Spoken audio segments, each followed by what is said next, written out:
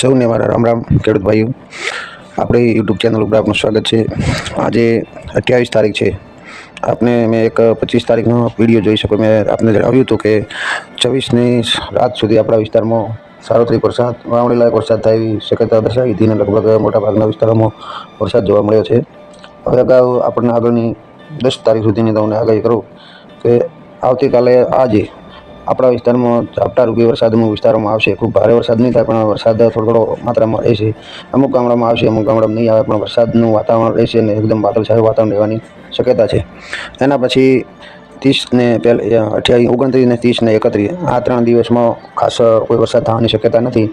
એના પછી મેં અગાઉ આપને જણાવેલું છે કે 1લી કે 2જી તારીખથી બંગાળની ખાડી સક્રિય થવાની છે, એટલે એ વરસાદ આપણા વિસ્તારમાં ભારે વરસાદ લાવી શકે। જે સિસ્ટમ બંગાળની ખાડીમાં બનતી હોય છે એ આપણા વિસ્તાર સુધી અત્યારે પહોંચવાની શક્યતા દેખાઈ રહી છે અને 2જી તારીખથી લઈ અને 5 તારીખ વચ્ચે આપણા વિસ્તારમાં સતત 2-3 દિવસ વરસાદી વાતાવરણ રહેશે અને એ સિસ્ટમ દક્ષિણી રાજસ્થાન અને આપણા વિસ્તાર ઉપરથી પસાર થાય એવી શક્યતા છે। લો પ્રેશર 1-2 દિવસ આપણા વિસ્તાર ઉપર રહેવાની શક્યતા છે અને ખાસ કરીને આ વર્ષે જોવા મળ્યું છે કે રાજસ્થાનના જે બાડમેર અને જેસલમેર જિલ્લો છે ત્યાં સૌથી વધારે વરસાદ પડ્યો છે કે આવો પહેલાં અગાઉ બનતો નહોતો કે ત્યાં મામૂલી વરસાદ જ થતો આ ટાઈમે।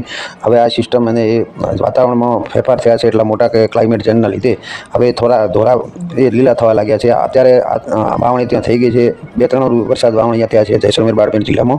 અને આપણે થોડો જ્યારે મેં અગાઉ કહ્યું છે કે અરબી સમુદ્રની જે સિસ્ટમ આપણા વિસ્તાર સુધી આવે છે એટલો ભારે વરસાદ કે ખૂબ વરસાદ એક સાર્વત્રિક વરસાદ નોંધાતો નથી અને એ છૂટો છવાયો વરસાદ થાય છે, એટલે સાર્વત્રિક વરસાદ ઓછો થાય। આ વખતે થોડો સારો વરસાદ જોવા મળ્યો છે અને આજે સિસ્ટમ લગભગ અરબ સાગરમાં જતી રહી છે, એટલે આપણે એના અસરથી ઝાપટા આવશે અને મામૂલી વરસાદ થવાની શક્યતા છે। ખેડૂત ભાઈઓ, તમે આરામથી આપની વાવણી કરી શકો છો।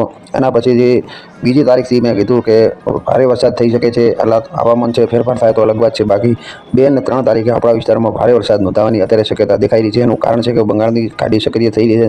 1લી તારીખનું લો પ્રેશર છે કે આપણા સુધી ફેલાઈ જશે અને 2જી તારીખથી આપણા વિસ્તારમાં વરસાદ થવા લાગશે। 2જી અને 3જી તારીખે આપણા વિસ્તારમાં વરસાદ થવાની શક્યતા છે અને આજે અને આવતીકાલે ઝાપટારૂપી વરસાદ આવવાની શક્યતા છે અને 29, 30 અને 1લી તારીખનું વાતાવરણ સૂકું રહેશે, એટલે વાદળછાયું રહેશે, કોઈ ખાસ વરસાદ થવાની શક્યતા નથી।